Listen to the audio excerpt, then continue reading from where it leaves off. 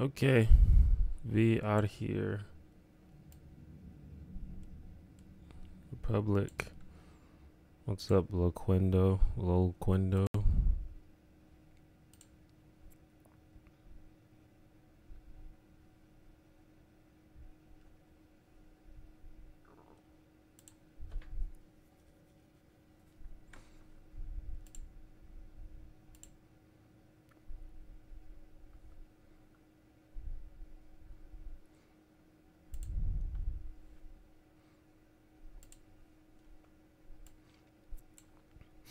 All right, we're live. Okay.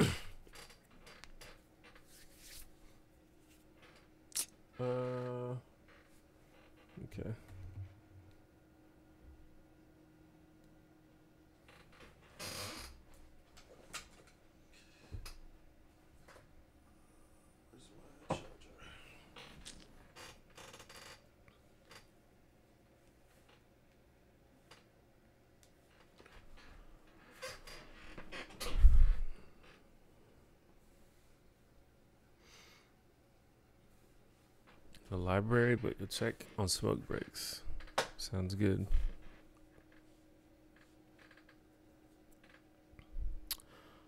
Welcome to the stream. I didn't stream last week. There's been kind of a lot of things going on. It's weird how stuff happens. And it just seems like a lot of things just happen all at once. I was going to try to stream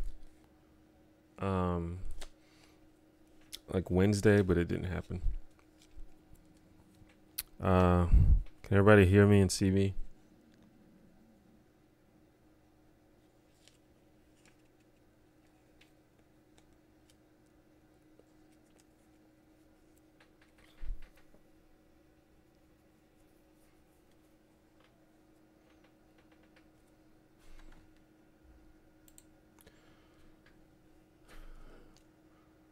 These Windows notifications. Do any of you use desktop notifications on Windows? I've been practicing, not practicing, but I'm basically doing an experiment to see how I like them. And it's stupid. Like the notifications they come late, and then they just like all come all at once, like way after they're supposed to. And then sometimes they duplicate, like you get the same notification multiple times. I'm about to turn that shit off.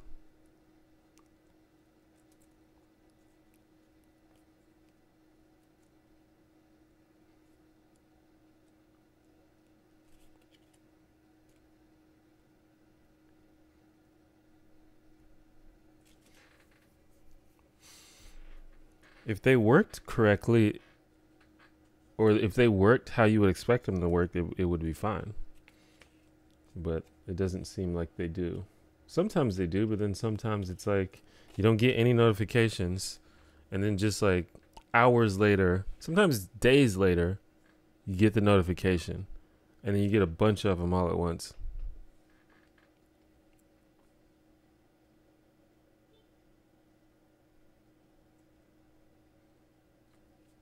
Okay, I just wanted to make sure I wasn't the only one. Like Windows, I'm like very ambivalent about Windows because I think Windows has a lot of cool features, and I think it makes a lot of things easier, but then a lot of things just don't work. It's like, what's the point?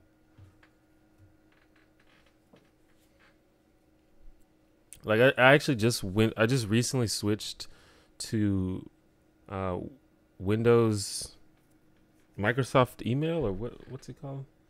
I think it's just called email. And it works fine. Like it's great. In fact, it ended up working better than other email programs, at least in my experience. Like I like it better than Outlook, and I like it better than Thunderbird. You kind of have to set it up to make it work the way you want, but it works, at least so far. But then other stuff just like doesn't work, like the notifications.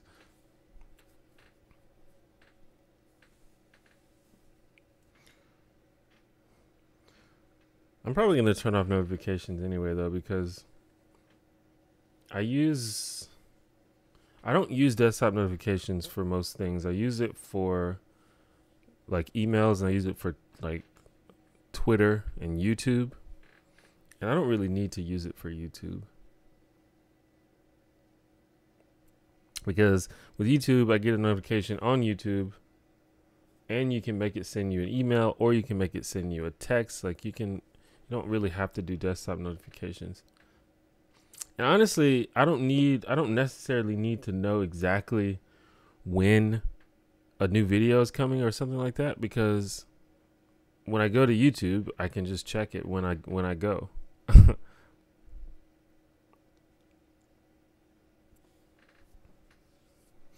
And also, I originally turned Twitter notifications on. Like, I only have notifications on Twitter from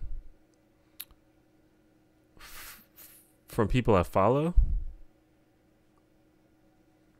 And I get those notifications on my phone. And I pretty much always have my phone, so I guess I don't need them on my desktop either.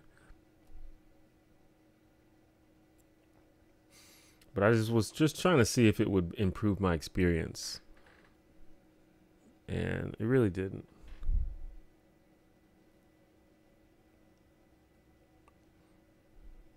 Anyway, hello everyone. Welcome to my stream. If you didn't know, I stream, or at least the goal is to stream every Monday. I didn't stream last Monday because there was a lot of stuff going on.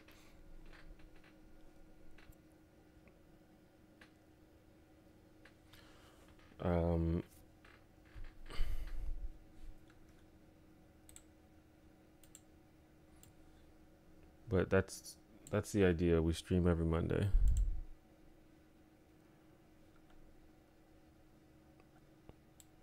I've been having car trouble. That's one of the things that's been going on. Like, my car is currently out of commission.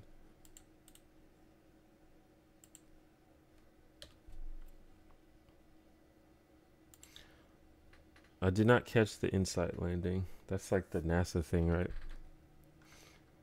Yeah, NASA's InSight lander has touched down on Mars. That's cool.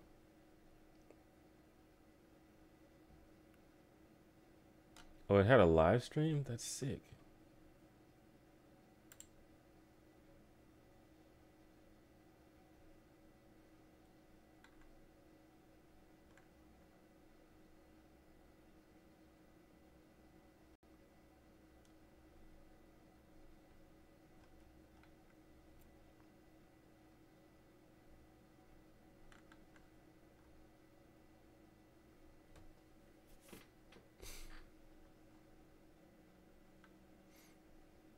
Hold on, maybe we can watch it.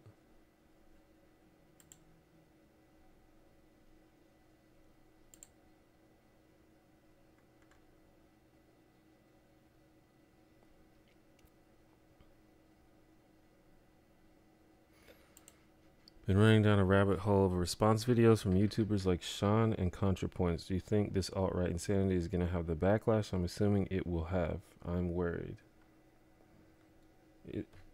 Is it going to have the backlash to what? The backlash? I mean, I feel like the backlash has already begun. I mean, the alt-right is itself a backlash.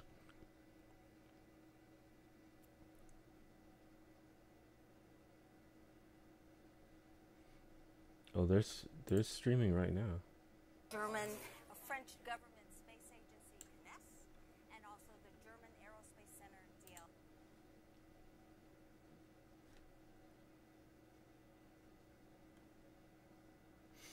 I guess we'll have to wait to see like a replay of like the landing, because it seems like the stream is still going, but they're not showing like Mars. They're just showing like the NASA control room or whatever. Listen to ContraPoint's Chapo interview. I didn't listen to the whole thing. I listened to like maybe the first 30 minutes, and I had to go. I was planning to listen. I don't know, like Chapo Trap House is just like, I feel like there's no, I mean, I guess it's funny, but it's just like it's just jokes the whole time, which I guess is fine. It's just when you expect when you listen to like a political stream or a political podcast, you kind of expect there to be like information. And a lot of times there just isn't, which is fine. It's just I don't listen to them that much, so maybe I need to listen more.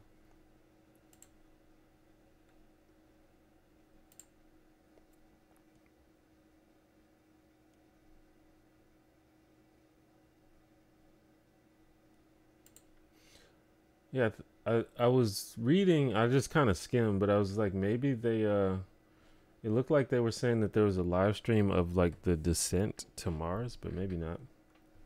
But we'll just see whatever they put together after.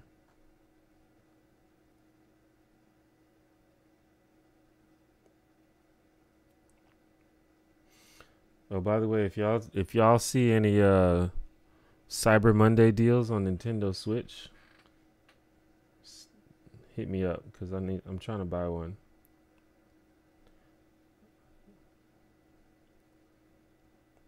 This is pretty good. It's a $2.99 and $35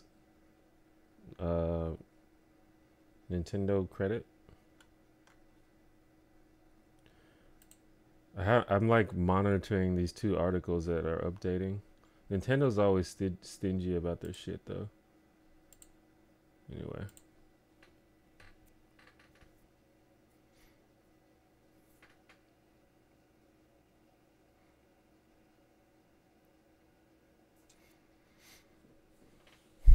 I don't watch a lot of podcasts. That's what I've been trying to like do more of. I'm not in a position to watch podcasts really because I feel like usually when you listen to podcasts, it's like while you're doing other stuff or like while you're driving or something. But I'm like almost always just in my room, and there's other things that I could do. So I don't actually listen to podcasts that much. But I feel like I should listen to more.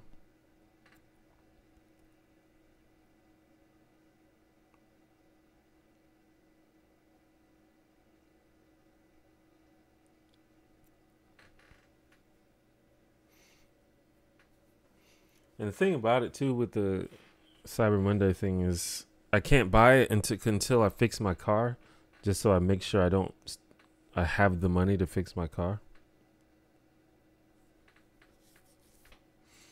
Yeah, it helps with chores. And I actually have some chores that I need to do, so maybe that'll be a good opportunity to try and find something.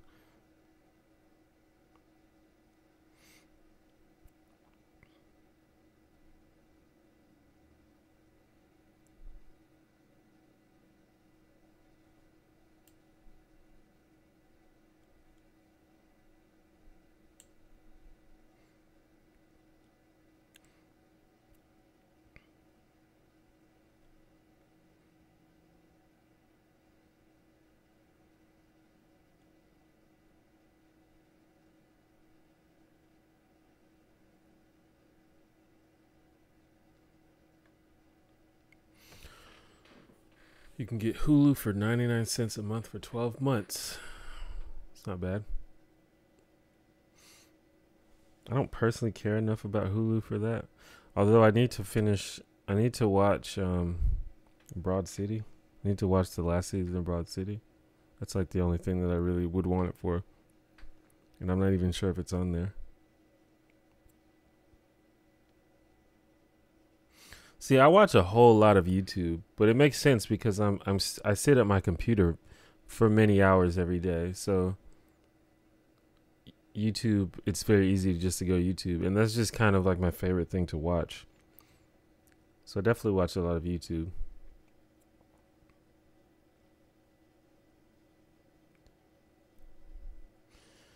And honestly, as you're using it for English practice, I want to start watching and listening to stuff for Spanish practice.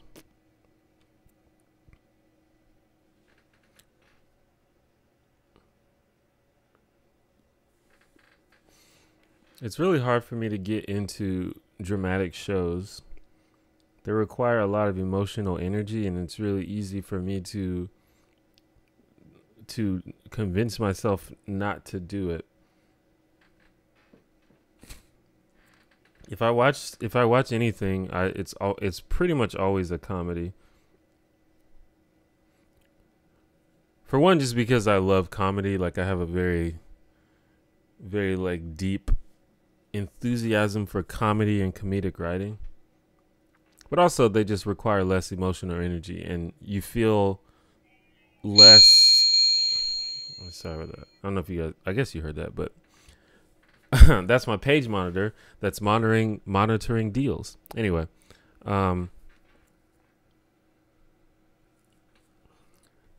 when you watch a dramatic show and you have to stop watching it, it's just a very. I feel like it's an unpleasant feeling. It's like you just feel unfulfilled because it's like I need to know what happens next, and I don't like that feeling. Some comedies give you that feeling, but it's rare. Like usually when the end of an episode happens on a comedy, it's a good stopping point.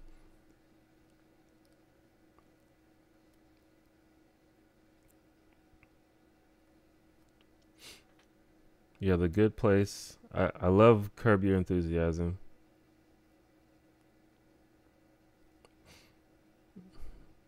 New season of Always Sunny is on Hulu. I didn't know that. Do I like Harry Potter? Well, I have been very, very, very slowly reading Harry Potter over the past like 5 years. I'm on the 3rd book now. So we'll see. So far, I mean, it's fine. I don't really. I mean, I kind of get why people loved it so much. Pretty much anything that has like such a well developed and cool world, that's people are gonna love that regardless. But in as far as like the books themselves, they're fine. And I understand they're like for children and young adults. So it's, they're not going to have the most sophisticated writing, but, a lot of it is like predictable and a lot of it is very like cheesy. And I pretty much hate how all the books have ended so far. Well, I've only finished 2, so, but they're fine. I've never read, I saw the first movie and I thought it was terrible. So I haven't watched any of the movies. But I'm the type of person that even though I'm so behind, I still don't want spoilers. Even though much of it has already been spoiled, just because that's just how it is. Because it's been out so long, it's inevitable. But I don't want to watch the movies because I don't want to spoil the books. So I'm watching each movie after I finish each book. So for those,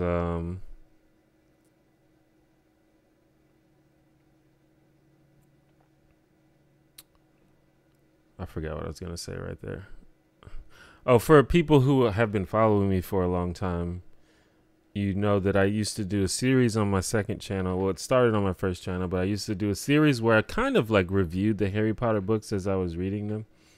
But I kind of put that series on hold. But you can watch, you can go watch that on my second channel if you'd like. I started with the second book because at the time the second book was new to me. And I did the entire second book and I did maybe like half of the third one.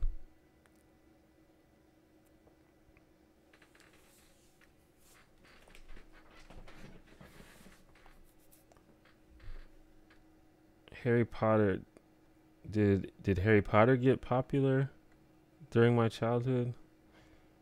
Yeah, I mean, when did Harry Potter come out? Like 95 or something?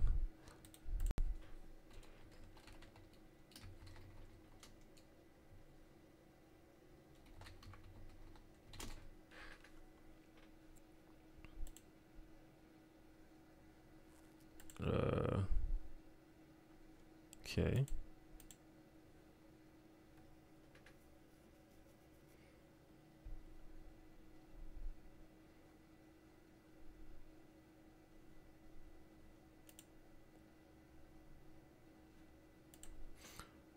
My screen just froze for a second.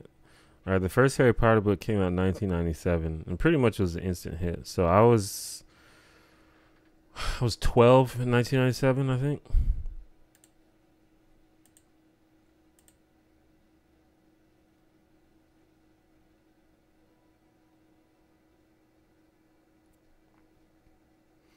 My second channel is The Two Janitor.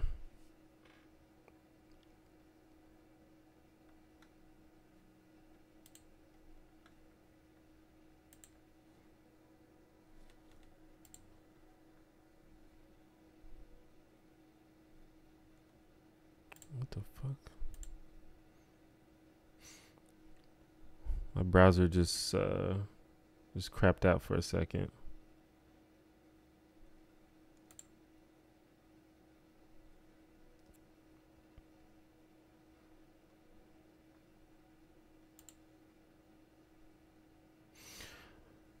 I mean, I was 12 when it came out, but I didn't really pay any attention to it.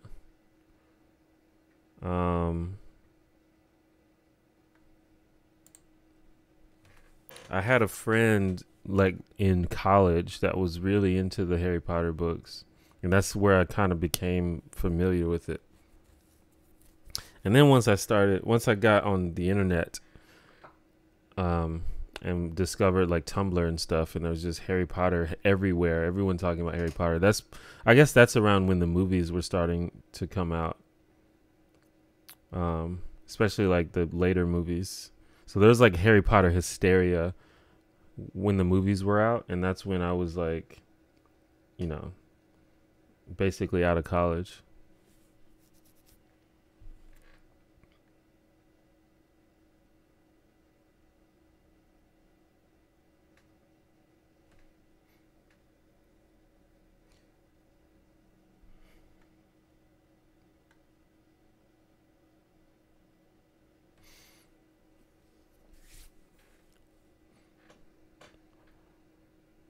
But my reviews or whatever of the Harry Potter books, I guess they're kind of supposed to be funny, but they also express just like how, I don't know, like at least when you read the first couple of books, I just don't really get why everyone's so excited about it. Like, I hate all of the characters almost so far, especially Harry Potter. Harry Potter is the worst. Maybe he gets better. I don't know. So I've been wanting to resume the series, and honestly, that's one of the reasons why I haven't continued reading the book, because I didn't want to read the book until I was ready to do more videos. But it's kind of hard now because I'm in a position where my current videos have, they take a little bit longer to do than my older videos. My older videos, I think, were just sort of, sort of like 4-minute videos, and I could make them very quickly. I just sort of sat in front of the camera and didn't really think about it. But now I try to make the videos more substantial, and they require more research and more editing, and they're longer. So a lot of times I just don't feel like I have a lot of time to just do a bunch of extra videos, but I'm trying to figure out a way to make more content. Like I have 2 brothers, and we're all sort of like in creative fields, and we're trying to think of ways that we can put all of our efforts together just to help each other out. And the way that I'm going to try to get them to help me is by creating more content.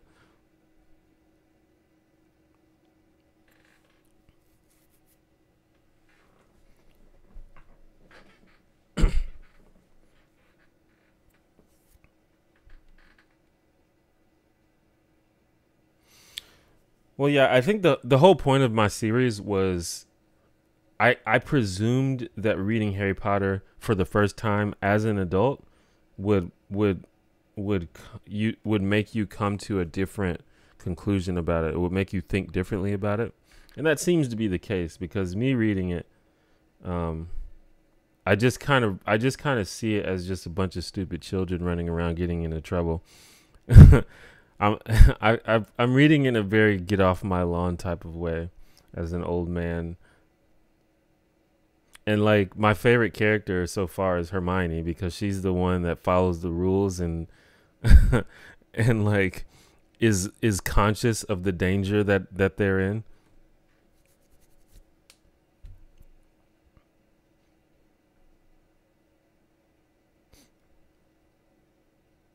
But I wanna resume those videos. I plan to, but we'll see. When will I be making a Jordan Peterson video? I probably won't be making a Jordan Peterson video. For one, I think that many people have pretty much covered it. Like, watch ContraPoints' Jordan Peterson video. Watch Peter Coffin's Jordan Peterson video. And there's some other ones too. I don't like, the more that I read about and like listen to Jordan Peterson, the less that I think it's even worth it. Electric Lomain, thank you for the super chat. What do you think about the Alabama mall shooting? What are people saying locally? Yeah, that's just a really bad situation. Because basically what happened is the cops, like immediately after it happened, the cops released a statement saying that the shooter has been, is now deceased. And then like 2 days later, they were like, whoops, we shot the wrong guy. And by the way, we don't know who the real shooter is.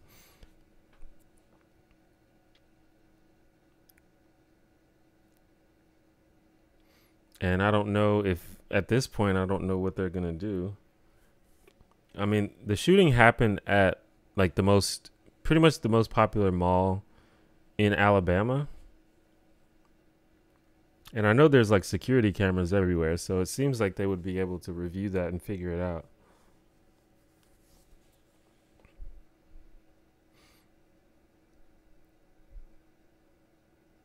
The thing about it though, like this seems like just I think it was just an I'm pretty sure it was a Black Friday altercation. Like it wasn't like a mass shooting or anything like that. And this happened in Hoover, which is basically a suburb right outside of Birmingham. And Hoover is like kind of like this city that they want to portray this like visage of, this is a nice city to live in. It's a nice prosperous city. It's clean. And in many ways, the Hoover government and the Hoover mayor, they care more about that image than they do about actually fixing problems. And so when stuff like this happens, it kind of really shines the light on just how unequipped they are to solve real problems. And I know this because I used to work in Hoover and I used to work for the city of Hoover, and I saw how a lot of internal things were handled.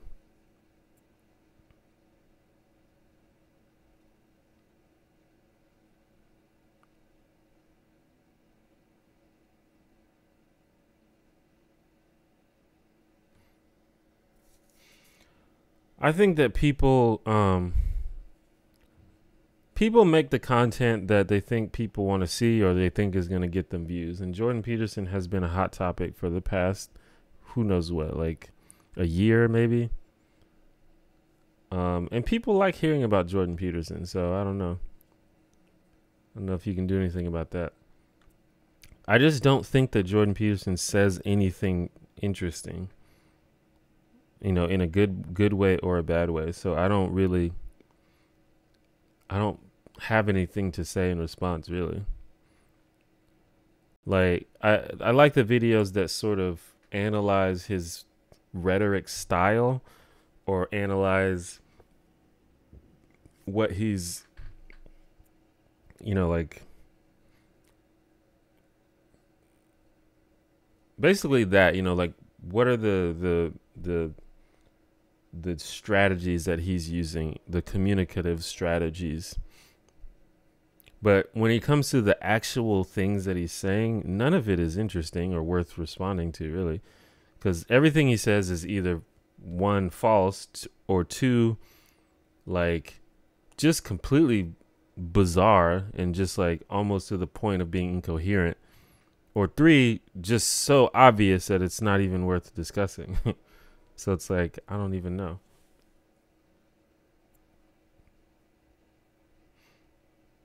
What's wrong with Harry's character?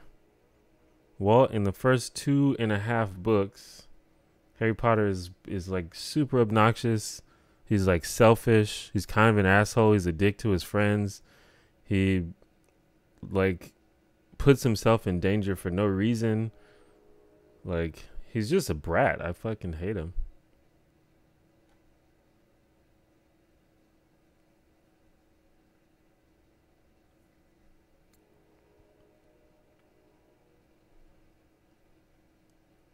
Don't you think that making videos about JP and why it's full of it good? The more videos out there, increase the chance that someone will come across it and understand why JP is bad. I mean, I don't have a problem with people making videos about him. I'm just saying I'm not going to do it because I don't have anything to say.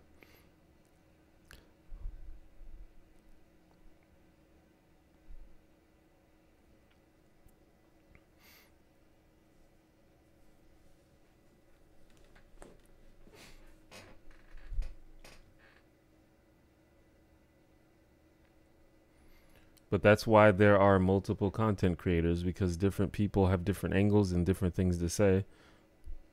And I like several of the videos that I've seen about Jordan Peterson, so obviously I'm okay with them being made.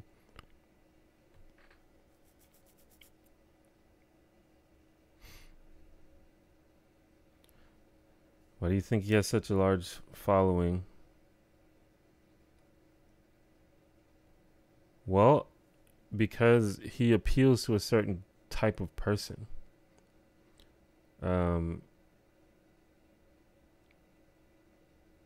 Well, I think these days it's kind of easy to get a following just by being anti-feminism. Like, I'm pretty sure any single one of you, like anybody in chat right now, if you were even halfway decent at communicating or writing and you started writing anti-feminist stuff, you would probably gain a following very quickly. It's just something you can do now. And so I think that's part of it. And he has an added layer of supposed credibility because, you know, he's an actual PhD, he's an actual psychologist or whatever. And, you know, he's good at talking, I guess. He sounds smart. But also his stuff is like specifically targeted to maybe the group of people that is the most lucrative target possible, which is young men, young white men. Like, if you can make something that appeals to young white men, you're doing something right. And specifically young men, not just men in general, young men that have very little life experience, but also might have some money, you know, stuff like that. Because if you have any semblance of experience in the world, especially in dealing with women, you very easily can tell that the things Jordan Peterson says are nonsense. Like when he's talking about, you know, I just watched Destiny's video where he gets into a debate with someone. I actually shared it on Twitter, but he gets into a debate with a Peterson fan about where Jordan Peterson was talking about Me Too, and he's talking about how makeup is a sexual display, and maybe makeup in the workplace shouldn't be allowed because it's a sexual display.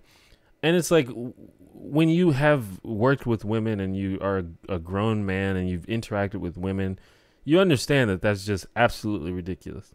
But if you're a young woman who has no real world or a young man who has no job experience and no life experience, you might think, well, I don't know, maybe makeup is a sexual display, and maybe that has something to do with sexual harassment. And it's just like, I don't know.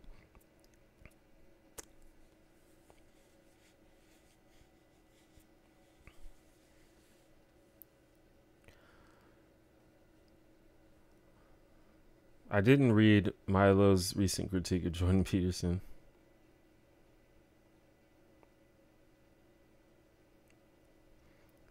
Would I date a trans woman? Whether or not someone is trans is not a reason whether or not I would date them.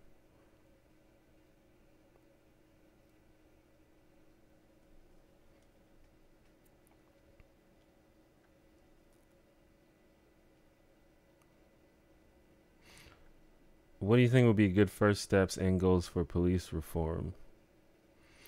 I don't know. That's a hard question to ask because I think that the police community in America just needs to be pretty much completely overhauled from the ground up.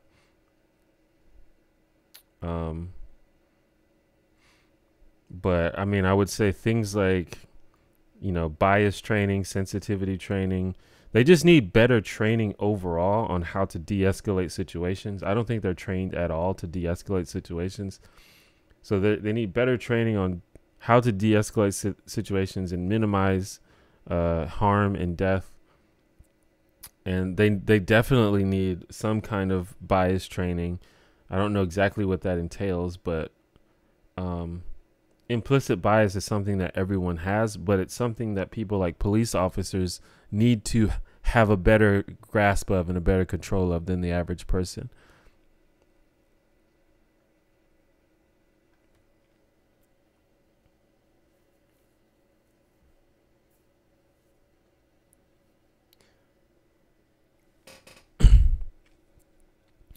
The makeup thing is veiled victim blaming. It's not even veiled.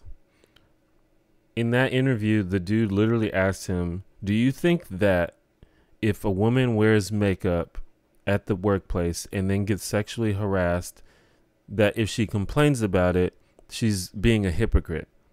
And Jordan Peterson said, yes, I believe that. I do believe that.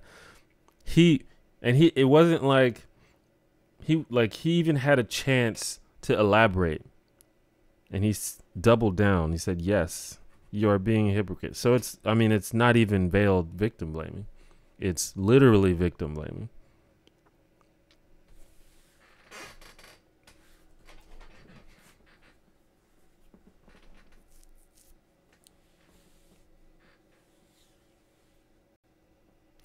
What public intellectuals are arguing in good faith and less for financial reward? I mean, I don't know.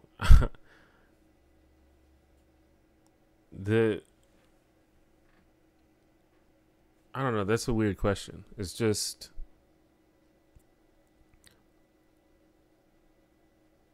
when someone is arguing something that's like the first just first of all, just because someone is wrong doesn't necessarily mean they're arguing in bad faith. Although someone who is a public intellectual should probably not be wrong that often. So I don't know. It's hard to really even answer the question, but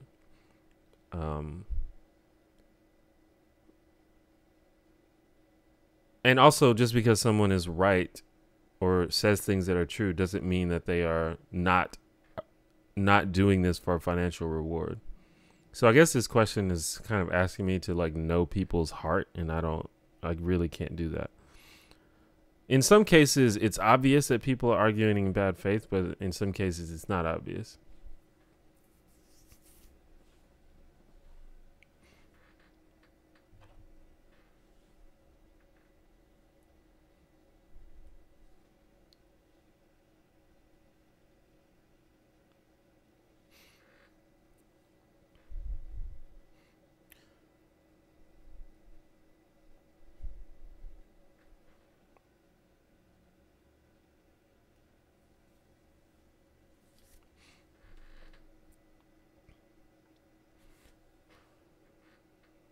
Thoughts on the new Smash Brothers game? I'm very excited for the new Smash Brothers game. In fact, that's the primary reason why I want a Nintendo Switch. Which again, if you guys find any sweet Cyber Monday deals, please tweet them at me or email.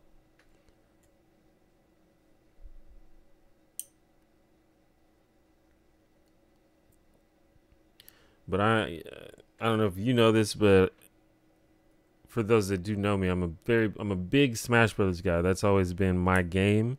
I used to play Smash Brothers competitively. I used to be very good at Smash.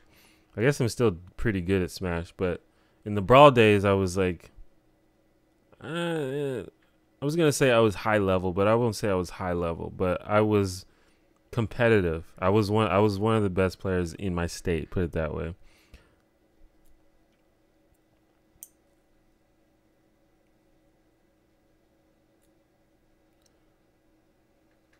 Recently in South Korea, there has been a relatively small number of women making a statement by not wearing makeup and have been harassed by men. Some even attacked. Yeah, well, this whole idea that, I don't know, man. When you're talking about sexual harassment, and particularly when you're talking about sexual assault, what people are wearing, how people look is almost irrelevant.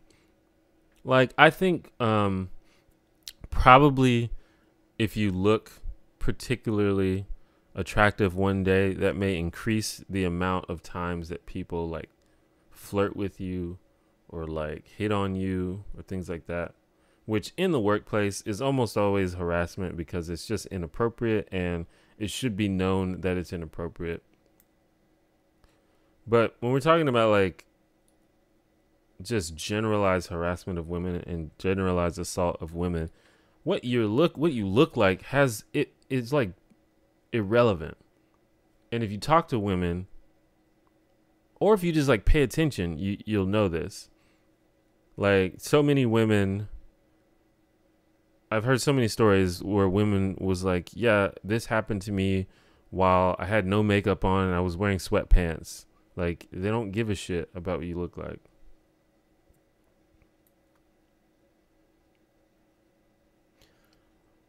Do you know what Beto O'Rourke means when he talks about promoting regulations and supporting stronger antitrust laws? I don't know how to feel about him. Well, I don't know. I'd have to research his specific policy positions, but in general, promoting regulations, assuming he's trying to prevent monopolies and he's trying to crack down on corporations. That seems like just a general Democrat position. Between China and Russia, who do you consider to be more threatening? Well, right now it seems clear that it's Russia. But who knows? Who knows what the hell China's doing in the background there?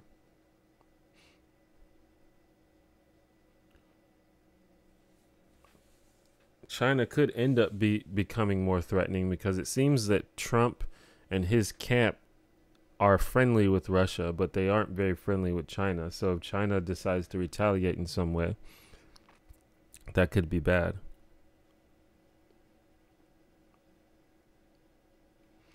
Have you heard any of Thomas Smith's podcasts before he interviewed you? Not really. When he asked me to be on the podcast, I listened to a couple of them, right before, just to get an idea of what it was. Do you have any opinions about psychedelics? I mean, do whatever you want. I don't know.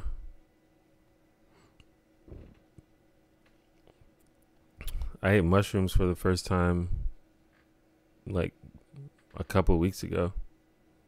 But I didn't have a lot, so I didn't have like a strong trip or anything. But other than that, I don't really have much experience with it. I wanted to look at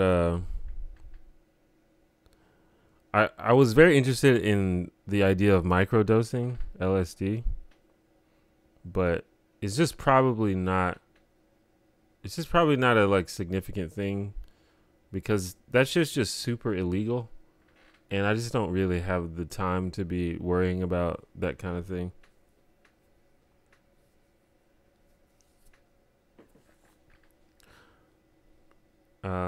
Favorite album, just of all time. I don't know. It's really super hard.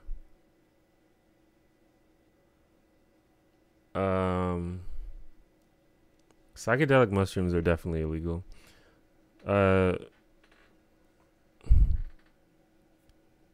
here in America. Favorite albums would be something like the Fugees, The Score, Nirvana, Nevermind, Daft Punk, Discovery, something like that. I'm probably forgetting one that should be up there.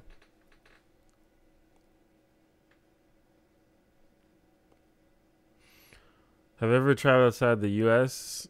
Not really. I was born in Germany, but I left Germany when I was like 2 years old. And I have been to Panama, but I was a child, maybe like 6 years old or something.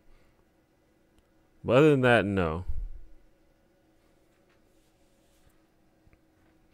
But that's one of the many things that I would like to do if I can build up my career and get some financial leniency to do stuff like that.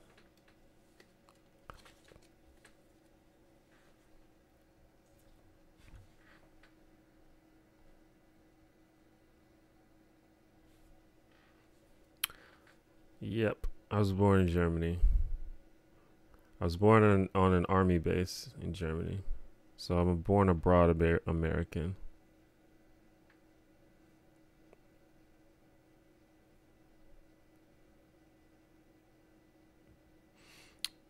I mean, I've mentioned that many times on stream and otherwise.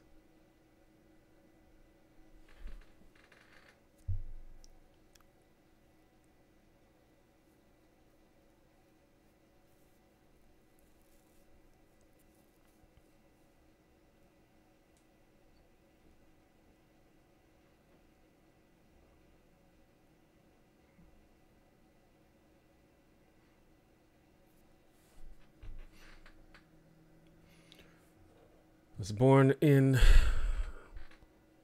Nuremberg, Bavaria. I think it's called Nuremberg Army Hospital is the hospital I was born in.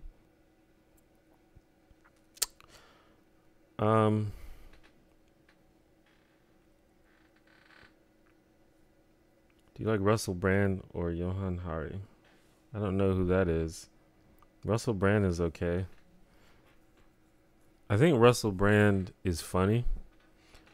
In terms of like, you know, he's kind of become known for like his philosophical and political ideas these days. And I think he says a lot of wacky shit a lot of the time. But sometimes he says stuff that's interesting. Do I have German citizenship? No, I don't. Because I was born on an American army base.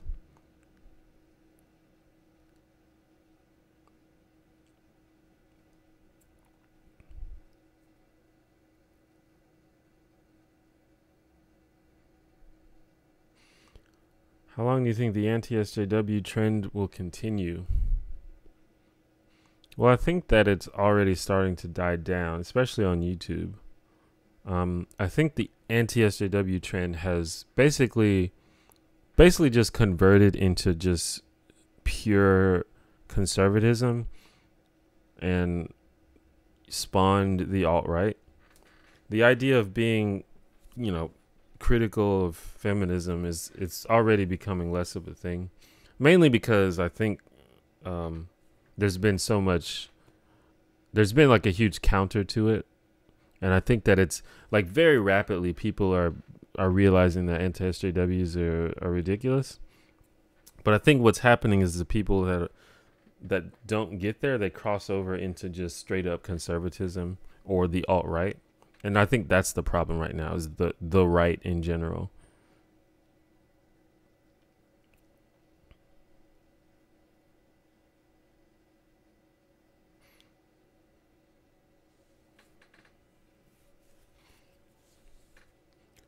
When will Sargon go away? I don't think he'll ever go away completely. The problem is people keep engaging him.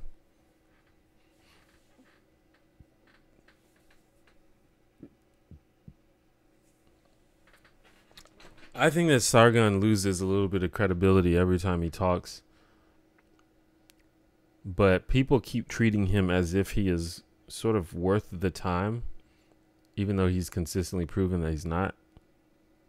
But he has a large enough audience that he, you know, he has made what he does sustainable, and that's probably never going to change. But I think that, like, I never even hear about Sargon until I've heard that someone on the left has engaged him for some reason, or has had a conversation with him, or debated him, or went on a podcast with him, or went to an event with him. So as soon as that stops happening, then we probably won't ever hear about him anymore. Because I don't think anyone takes him seriously at this point, except his fans. And I don't even know if his fans do. Like, to some extent, I think his fans follow him just for the memes. I don't think they actually give a shit about what he says.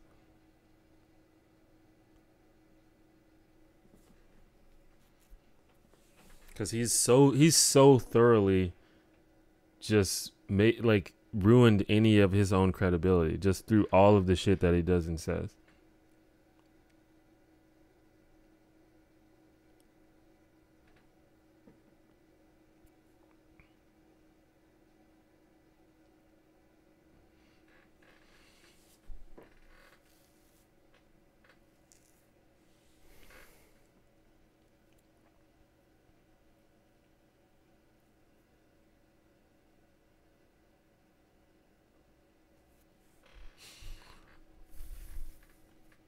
Hello, that creepy fellow.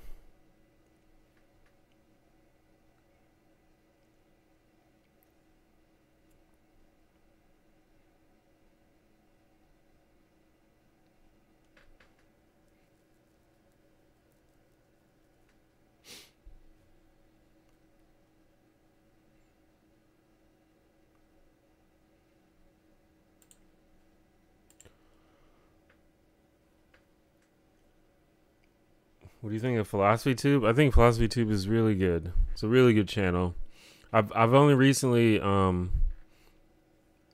been watching the videos like frequently. Like in the past I would watch just one every now and then, but now I've been watching them. And it's really good. It's like one of the better YouTube channels out there. What's up, Brittany? Could there be a reason for something to exist rather than nothing?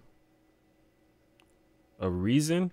That's like a deep philosophical question, I think.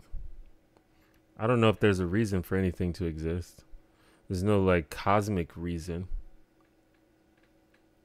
Things just exist. I'm pretty new to your channel, so you may have mentioned this before in a video, but when did you get interested in political and social stuff? When? I guess I've always been interested in it. I didn't always have great opinions about it, but I've always been interested in it.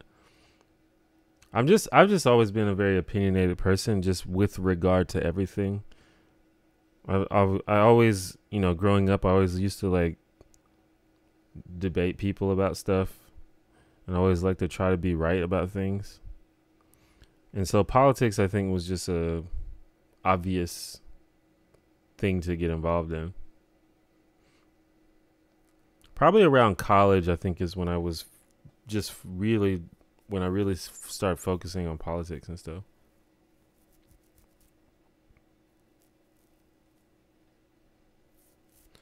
Found you through the comments of ContraPoints. Yeah, a lot of people have found me because I comment on ContraPoints videos. So like, I kind of, it's kind of a it's like good for the ego, because ContraPoints has such an engaged audience, and her audience is like, her comments are always just like, I don't know, the people are really active, I guess is what I'm trying to say. So whenever I comment on her video, my comment always gets like thousands of likes, thousands of thumbs ups. So it's almost like just a good for visibility to comment on ContraPoint's videos.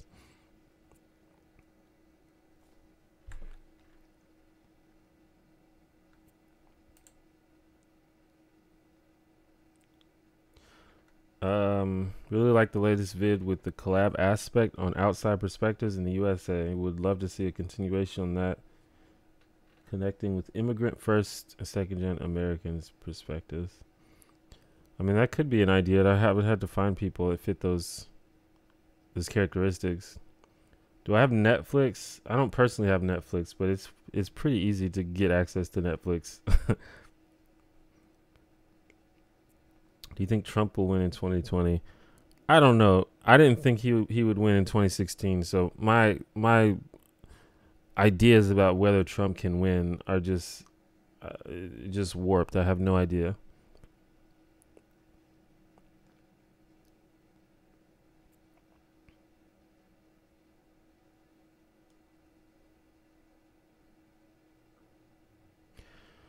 Makeup as a sexual display. Sure, if you want to make the argument that blush and lipstick are originally intended to imitate signals of sexual interest, okay.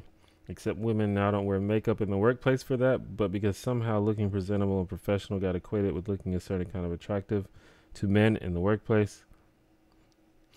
Yeah, and in that Destiny video that I mentioned before, he made the argument, well, if makeup is a sexual display, then men wearing suits is a sexual display. Men shaving their faces, men doing things for the exact same reason. Why isn't that a sexual display?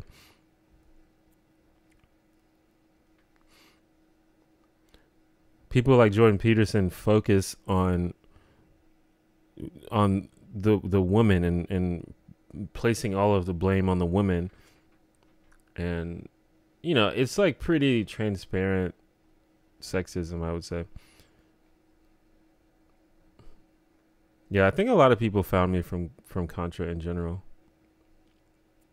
which is dope.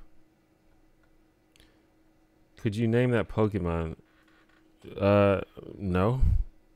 Everything that I know about Pokemon is from like the first 2 seasons of the anime, because that's pretty much, I've never played any of the Pokemon games for more than like 10 minutes. And I've only seen the first couple of seasons of the show.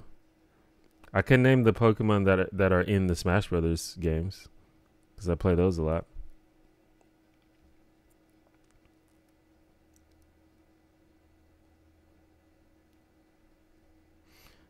I have not watched Voltron like Legendary Defender. I thought it said Legacy at first.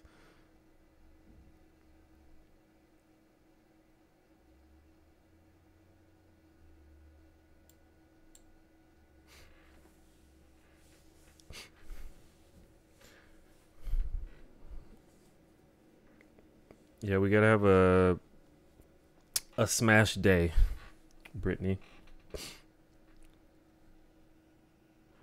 I played more Smash Brothers than a person probably should. So I'm pretty good. When we gonna see your next video? I don't know. At this point, I used to be like really strict about trying to have a schedule, but I just can't. I just don't do it anymore. The video's done when it's done. But I just released a video like 2 days ago or something. So if you haven't watched that one, you should go and watch it.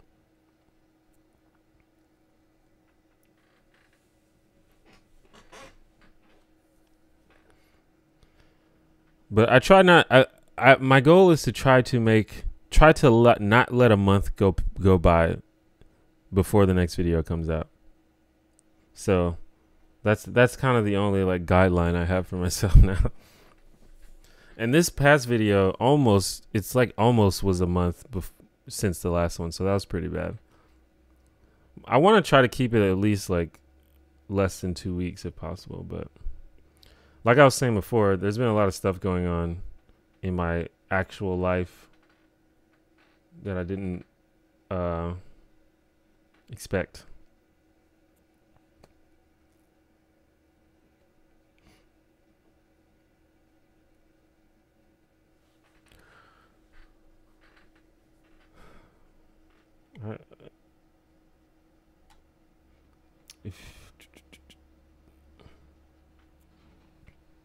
Will the world be a better place without the U.S.? I don't know. It's a hard question. That is a... I don't know. Probably not.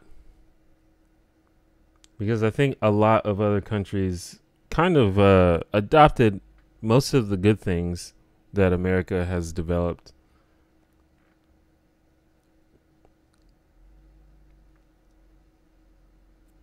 But I don't know. Who knows? I just don't think that's really the way to even think about it. You have an actual life. Yeah, kinda. I mean, most of my time is just spent sitting in front of my computer. But I do stuff.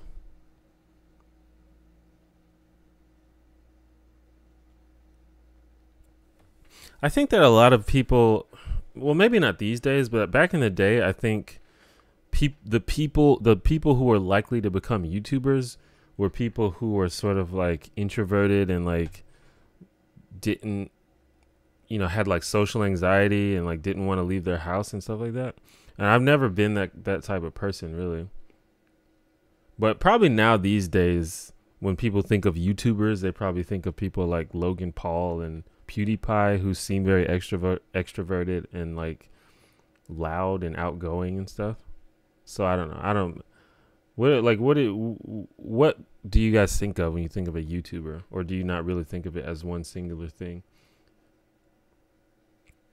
But I try, like, honestly, like, even though I do spend a lot of time alone in my room, it's not really my preferred state. Like, I much rather would be around people and just be like out in the world. I have seen Brooklyn Nine-Nine. It's a great show. I got in political theory when I was 13 and became a moderator for a Minecraft server of 50 players. It taught me a lot about how not silencing hate speech can silence the victims of hate speech. Could games be a good way of teaching such dynamics to young people?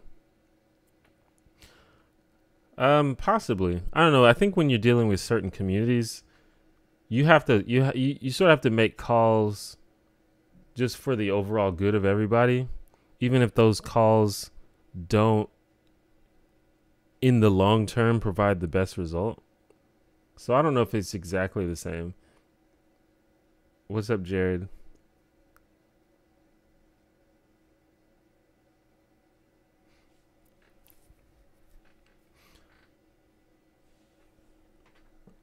Did you hear Logan Paul is now claiming to be a flat earther? I remember seeing somebody tweet about that. I didn't know if it was true or not, but I literally could not care less.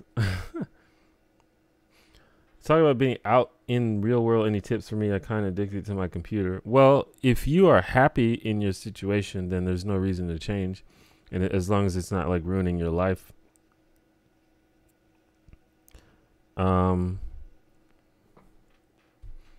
But really, it's just willpower. Like, I think a lot of times people are expecting some kind of magical motivation to come, or we're just like expecting to just change, like fundamentally change as people. And that's just never going to happen. If you want something different to happen for yourself, you just have to do it.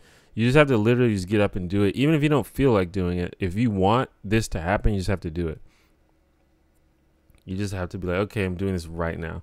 And know, like, if you want to do it, you have to not sort of procrastinate or like give yourself excuses. You just have to jump in there like head first.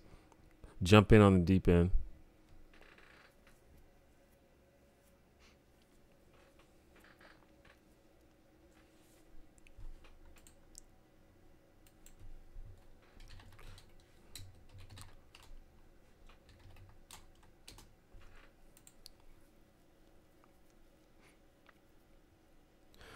But like, if your natural state is to just be alone, that's not going to change unless you force it to change.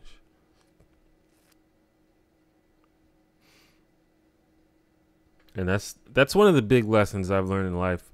you're not gonna change unless you force yourself to change. Because I think people think like, man, maybe if I just find some kind of magical formula or if I read the right book, my whole fundamental self is just gonna completely change. It's never gonna happen.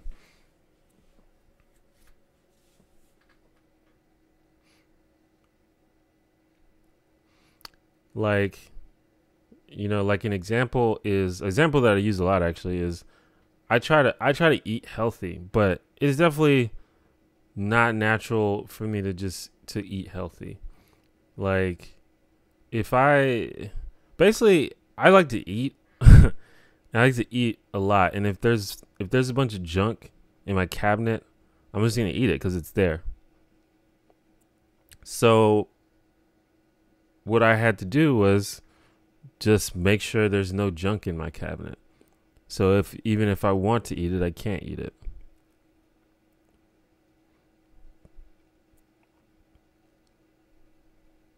Because you basically have to almost trick yourself into changing or force yourself to change in some way. Because you're just not going to change.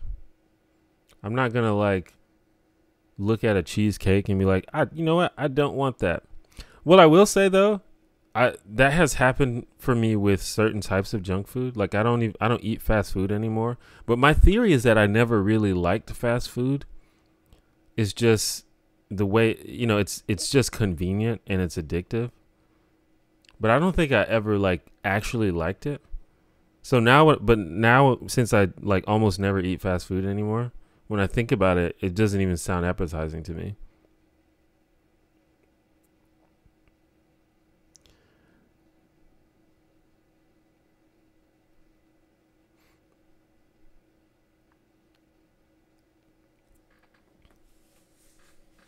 But I used to eat it all the time. I used to eat McDonald's almost every day. Just because it was convenient.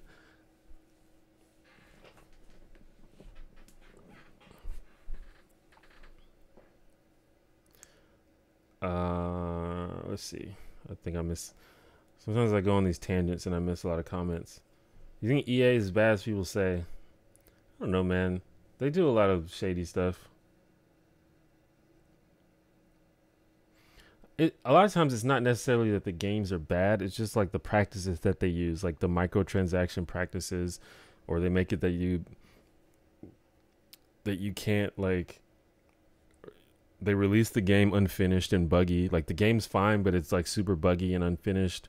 Or the game's fine, but you can't unlock everything without spending money. Or the game's fine, but there's like loot boxes and stuff like that where you're basically gambling to get items. I think that's the stuff that people hate.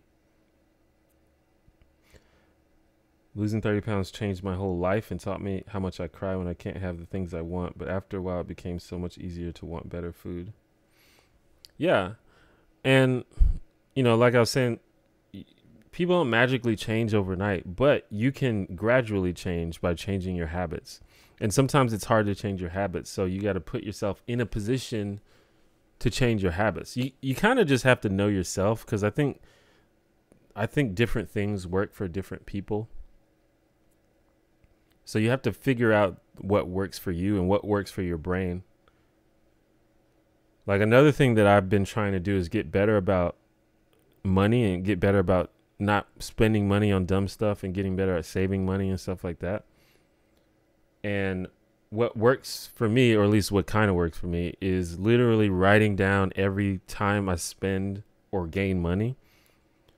And when like sometimes I want to buy something and then I think, man, I'm going to have to write this down and I'm going to have to look at this. And that like discourages me from doing it, because I know that I have like a spreadsheet where everything that I spend, I like literally put it down. And then it's like every day it's like, man, did I really spend $100 on that shit? So that kind of works for my brain, but it may not work for everybody else's brain. So you kind of have to just figure out what works for you. But if you want to change something, you have to do something. You can't just wait to change, because that's not going to happen.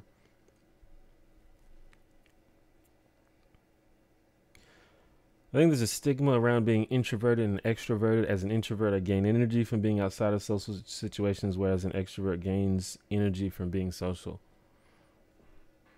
Yeah. No, I mean, you're right. I mean, that's exactly right. I think that there's a lot of stereotypes about both introverted and extroverted people, though. Like, for example, not everybody who's introverted has social anxiety. Like, I know many people who are introverts who are very social and love hanging out with people and have no problems talking to people. They just lose their energy over time. And I sort of defy a lot of the stereotypes about extroverts because a lot of people think that extroverts are all like super loud and want to be the center of attention type thing. And I'm the opposite of that. I'm a pretty quiet, reserved person, but I gain energy in social situations for sure.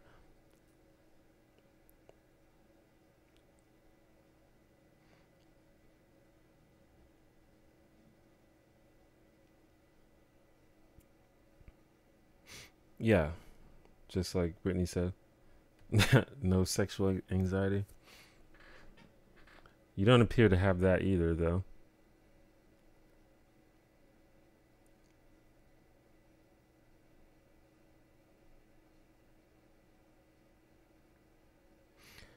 But hot Cheetos will always be the love of my life. Yeah, I think everyone has their sort of snacks that they're just always gonna love.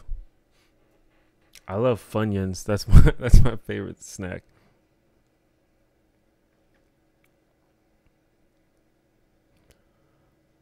Your thoughts on Destiny? I really can't make my mind on his positions. I don't know. It's kind of a weird situation with Destiny because pretty much I mean I think I probably agree with 95%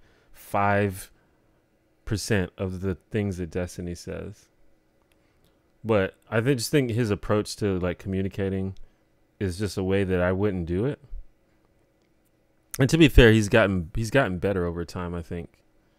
Also, Destiny seems to be very pessimistic, and I I just can't be pessimistic. It's just not good for me. Like,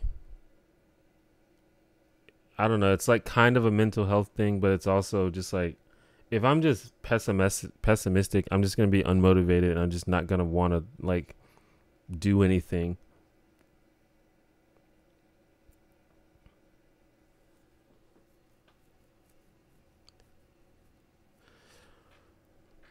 But also, obviously, and I think part of this Destiny does on purpose to relate to his audience. But obviously, the way he communicates is pretty like uh I like really don't want to say the word problematic, but anyway, he says stuff like "you make me want to kill myself." I think he still calls people like retarded and stuff like that. He may have stopped doing that.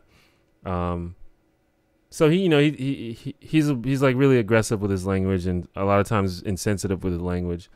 But to some extent, I think he does it on purpose because he knows his audience and he knows that speaking in a certain way will allow him to relay important points to his audience because his audience is mostly like, going back to the young white males, and not only that, but young white male gamers. And it's that's a group of people that's hard to get to, and it's hard to explain social issues and political issues to in a useful way. So to some extent, I think that he's basically like, I'm going to talk to you in your language. So I don't know. I wouldn't do it like that. But at the end of the day, I'm okay with Destiny.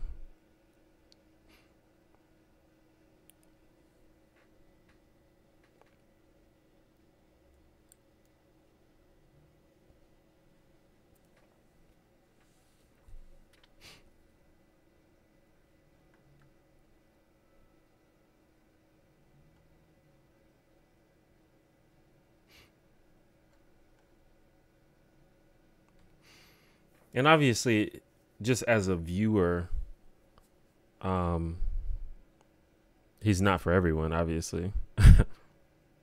But I have to admit that it's sometimes You know, like when you watch a movie and say like the good guy like shoots the bad guy in the face, and you feel good about it because guys, like finally that asshole is dead. And even though you yourself would never kill anyone, but when you watch another person just get destroyed in a movie, it's like, man, that was really cathartic for me. That's kind of how I feel about Destiny. To be fair, his stuff is not fictional, so maybe it's a little bit more of a problem. But when I see him like just kind of just go in on some of these like ridiculous people, it feels very cathartic for me. Like it makes me feel good. And I'm not saying that's a good thing, but I'm just saying that's what it is.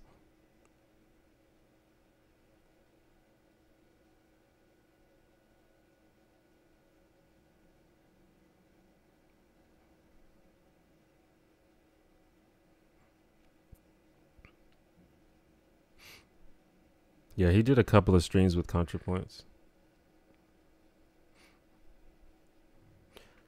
I don't feel good when people get killed in movies. I guess that's fair enough. If it's like an obviously evil person, then I think I'm okay with it. Especially if they're a villain that's like especially like sort of pompous.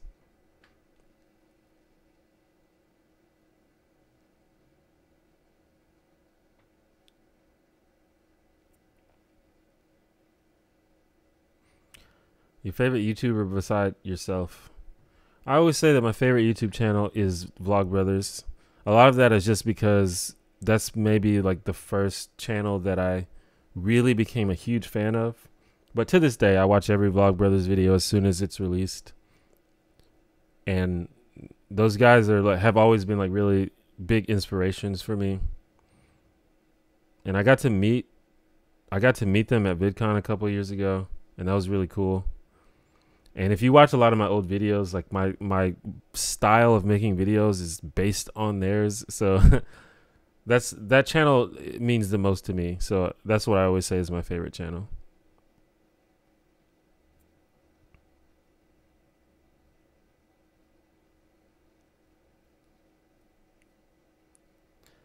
Does that need to be petty? Because being petty can feel good, but it's not productive. Yeah, I feel you. That's probably it.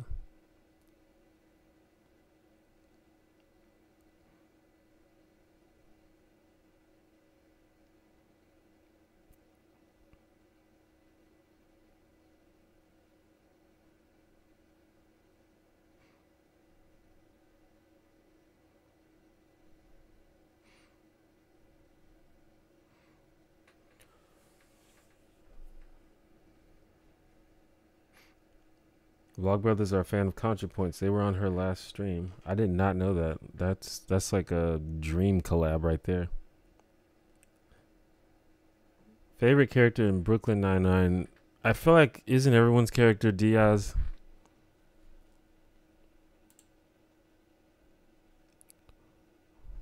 Diaz. But that's my favorite. And it's kind of weird because I usually don't like characters that are like mean, but I don't know. She's the shit.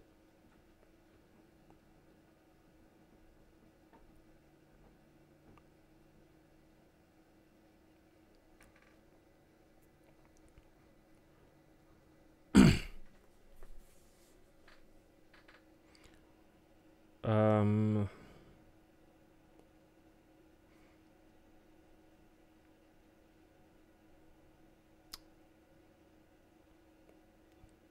what do you think about the YouTuber knowing better? I don't know that one. I don't think.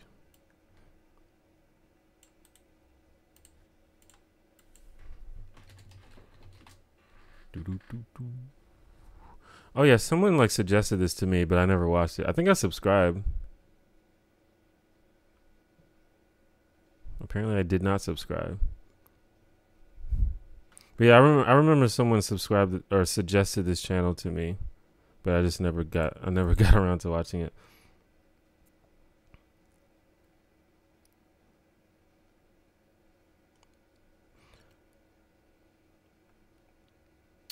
Um, What is the hard part of making video? The hardest part of making videos? The hardest. I guess that depends on what you consider the hardest. Honestly, the hardest part is just coming up with a good idea, at least for me. And then, because I guess writing the video is not that hard. Because as soon as I have the idea, I can pretty much like just really just pump out sort of what I want to say about it. So that part's not hard. If you want to talk about what part takes the most time, it's definitely editing. Sometimes writing can take a long time if I'm having trouble sort of putting the thoughts together. But the most tedious is definitely editing. But it's not hard. It's just difficult. I mean, it's just tedious. But I like doing it.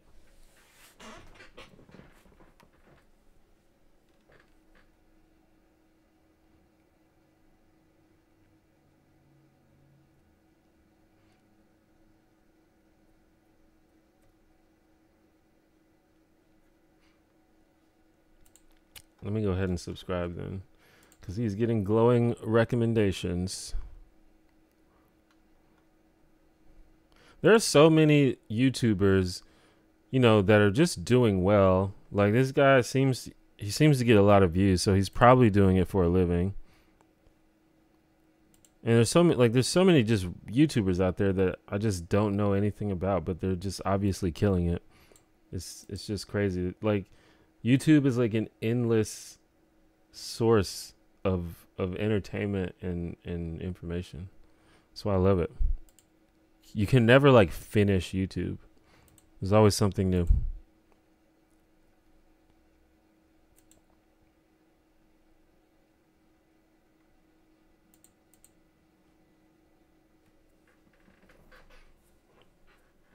Do I miss Obama? I mean, I miss Trump not being the president. I don't specifically miss Obama, but I miss Trump not being the president.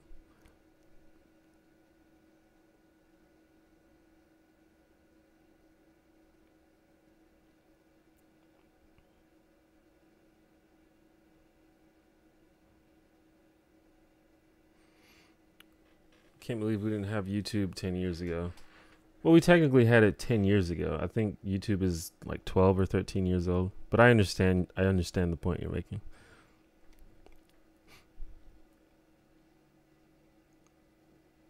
His subscriber to Patreon support is crazy. I bet. Let me see if I can find it.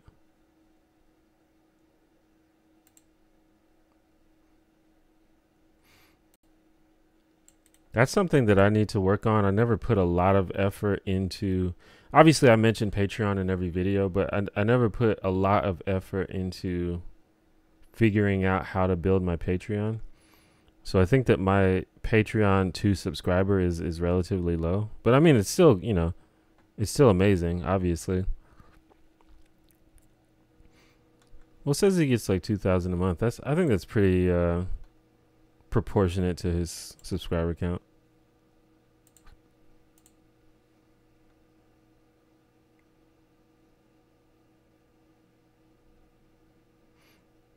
Endless source of infotainment.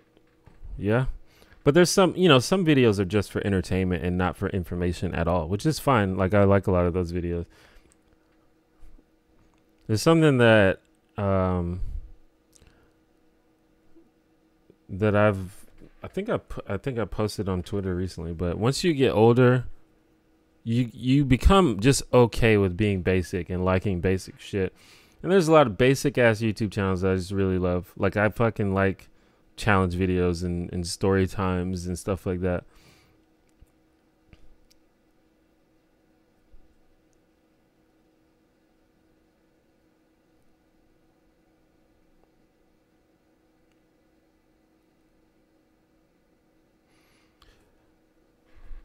Someone who has insane subscriber to Patreon support is ContraPoints. I think she has like 7,000 patrons now or something. It's like, good God. I think she hid her her actual amount, but like it still tells you the number of patrons, of which I am one, by the way. She has 6,000 patrons. Not trying to put her on blast or everything, but I mean everyone loves ContraPoints.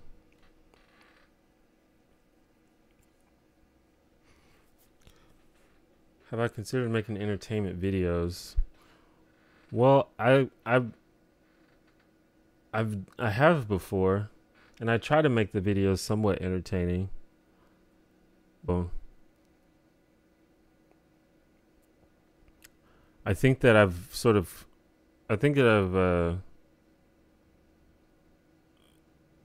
become, people sort of expect a certain thing from me, but I'm trying to inject more entertaining aspects and comedic aspects and things like that into the videos, and that's just something that I'm working on. But I strongly believe that everyone, especially people who make stuff like YouTube videos or just anything, it's better to focus on your strengths than try to make up for the things that you aren't that good at. So I don't know.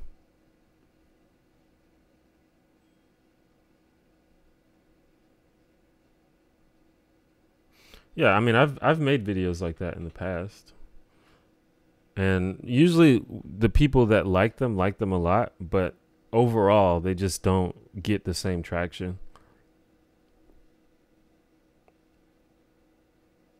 So I think the compromise is just doing the style that I'm known for while just injecting other entertaining aspects in there.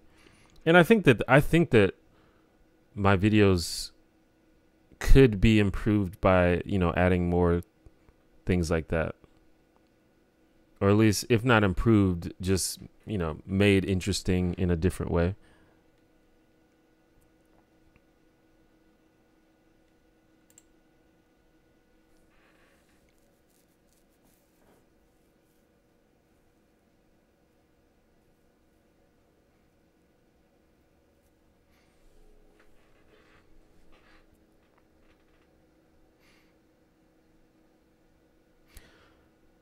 But I like seeing YouTubers succeed. I think that some other people get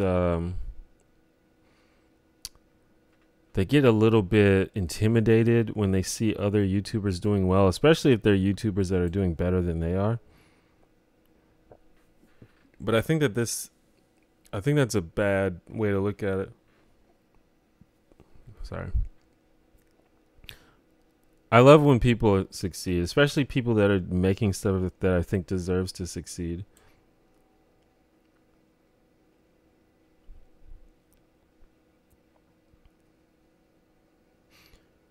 Do you plan on making this a long-term thing? Like, do you plan on growing your channel indefinitely?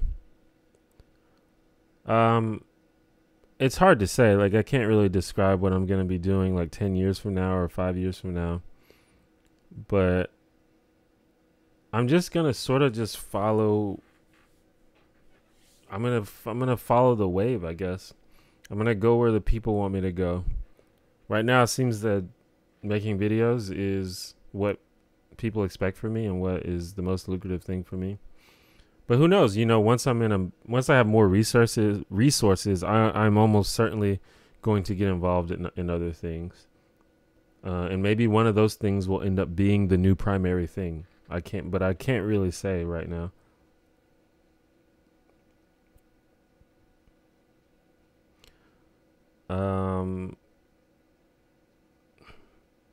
Does this donation go to you or some other charity? Not that it matters. The donation, like the super chat, the super chats and the tip during the live streams go to me. I'm interested in doing some charity drives, but I haven't set that up yet.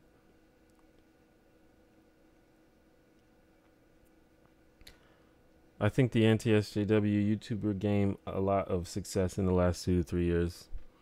Yeah, they definitely did. From like 2014 through like 2016, I think was basically the anti-SJW community sort of took over YouTube almost. But I think that they're starting to lose their they're starting to become I think they've plateaued basically, and they've allowed for the rise of left tube or bread tube or whatever you want to call it. And that's why we're seeing a lot of progressive YouTubers succeeding these days.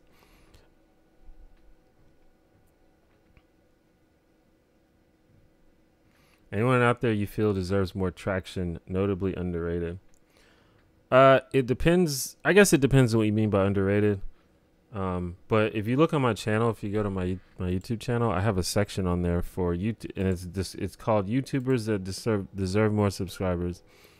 And generally, that's people that have under 100,000 subscribers that I think deserve more.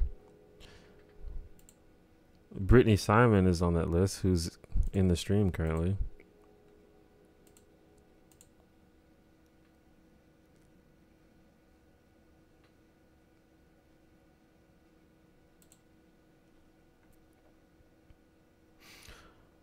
But yeah, people, if you go on the channel, you can see, but it's, in terms of like, well, no, it's like Marina Shut Up is a great channel. TMM, Film Radar, Riley Dennis.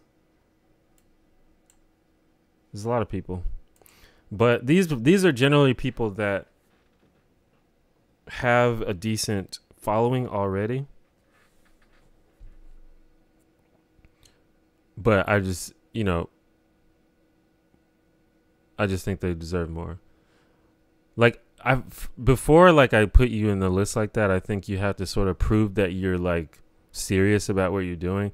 Because a lot of times you'll have someone who has like, like 350 subscribers and like 4 videos, and they're like, can you give me a shout out?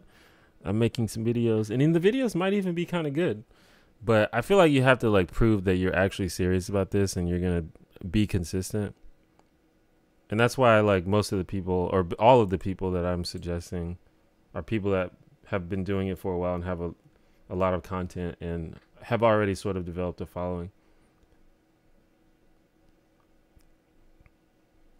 But as a person who has kind of a following, I know that even if you have like tens of thousands of subscribers, it can still feel like you've got a long way to go, because you kind of do. So I think people like that still deserve to be shouted out if they're making good stuff.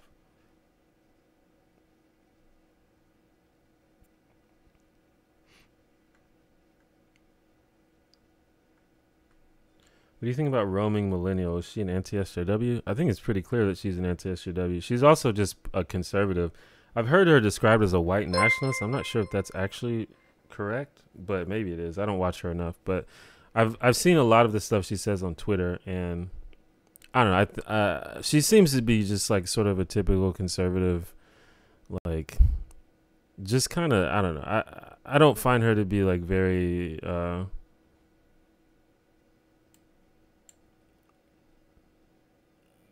I feel like she's often very disingenuous about the things that she's saying. I think she's kind of basically a propagandist that is concerned with spreading this narrative and putting forth this agenda. I don't really think that she's very serious about actually providing useful information. Chad Atchison, thank you for the $5. Hi, everyone. Hello to you.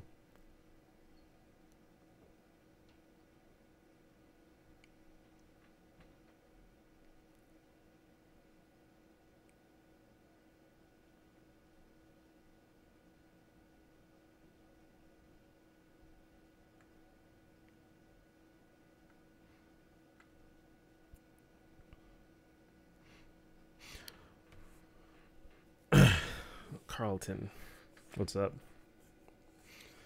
Yeah, I think she gets a lot of leeway from progressives because she's nice. But she has like just this, her ideas are just as harmful as someone like Ben Shapiro or another less nice person. And she's pretty. I think that gives her a lot of leeway, especially within the men. I don't want to call out names, but I see people on Twitter. I see like hardcore feminist men on Twitter who are just like super chummy with her, which I don't get, because she has like the same super super harmful and often like borderline racist ideas as some of these other people. But hey, she's a pretty girl and she's nice. Someone suggested to me, which could be fair, that maybe people do this to sort of counter the idea that women are more likely to be harassed. So, you know, you don't want to be perceived as harassing or being a dick to someone just because they are a woman. So maybe that's why people are like that, but I don't know.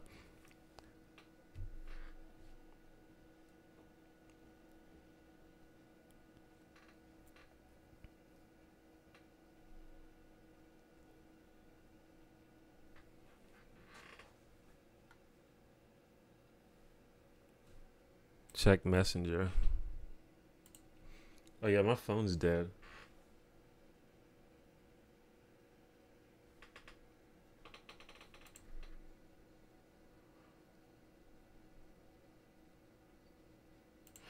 Oh yeah, my mom was supposed to hit me up.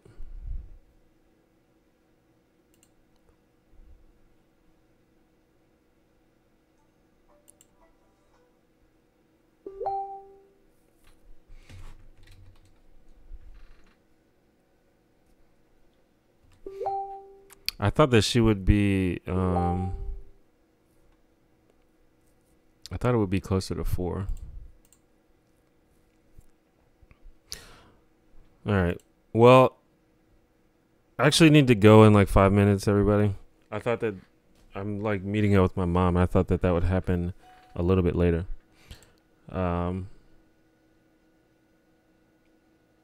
So if you got like a final question or something like that, we can do that.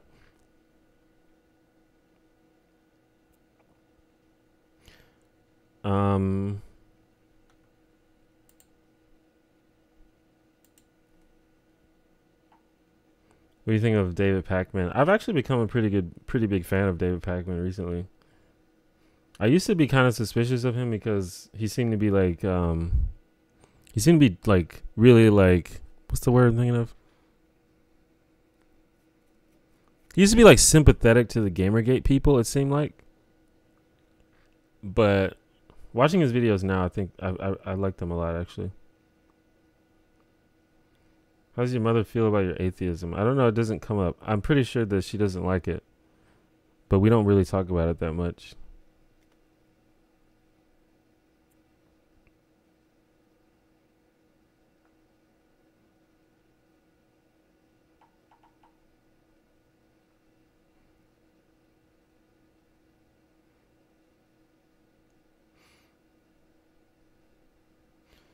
Roming's very anti-immigration, but her parents were immigrants. Yeah.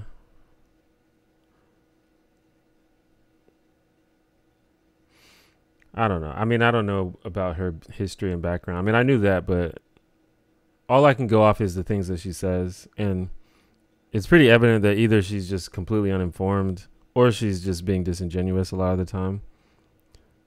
And neither of those things are a good look, because if you're uninformed about something, you shouldn't be talking about it so much. I sort of lean towards the fact that she's just sort of a disingenuous propagandist. Is my mother black? Yeah, she's black. She's a black Latina.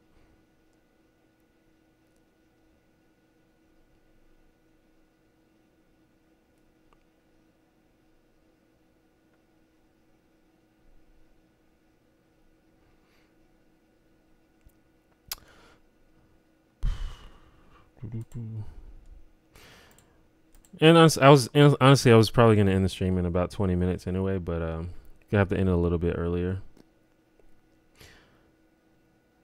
So I guess I'm gonna go. For those who don't know, I stream every Monday around this time, and now I have it set up to where if you are ever confused about when the next stream is, you can just go to theonejanitor.com/live, and there should be a little counter telling you when the next stream is. And you can set a reminder also, and it should send you a notification when I'm about to go live. I just made a video a couple of days ago. You guys should go check that out if you haven't seen it. If you would like to support me or this channel or this live stream in a more long-term way, consider becoming a patron on Patreon. Which, if you don't know what Patreon is, it's a site where you can donate some money every month just to help me out and to help me make everything better. But you guys can just check the description under the video. There's a lot of links and stuff down there for different things related to me. So if you're interested, just check all that out. Other than that, I will see you next week. Probably won't have a video out before then, so that'll probably be the next time you see me on here. But I should have a video, hopefully, not too long from now. Less than a month from now. Okay. I'll see you all. Bye.